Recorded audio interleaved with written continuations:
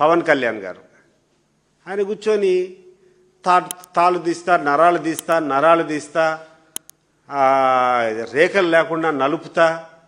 ఏం సార్ పవన్ కళ్యాణ్ గారు, ఎవరిని నలుపుతారు, మీరు ఎందుకు చేస్తారు, అసలు నువ్వు ఇట్లా మాట్లాడడానికి కారణం ఏంది అని చెప్పి నేను అడుగుతాండా. నీ జోలికి మేము ఎవరం రాలేదే. రోజు కూర్చొని నీ ఇష్టానుసారము నీ ఇష్టం వచ్చినటువంటి బ్యాడ్ లాంగ్వేజ్తో నువ్వు కూర్చొని ఏదో పెద్ద రౌడీ మాదిరి తాట తీస్తా, తోలు తీస్తా. ఎవరిని సార్ నువ్వు తోలు తీయాల్సింది?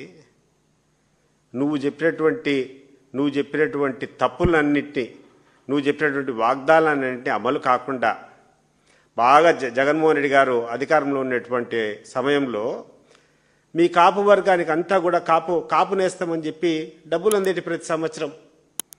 నువ్వు వస్తే ఇంకా గొప్పగా ఏదేదో చేస్తారనుకున్నారు. ఆ సామాజిక వర్గం అంతా నీతో సేల్ అయింది. ఈరోజు ఆ కాపు నేస్తాం అనేది ₹1 ఎవరికి రాలే.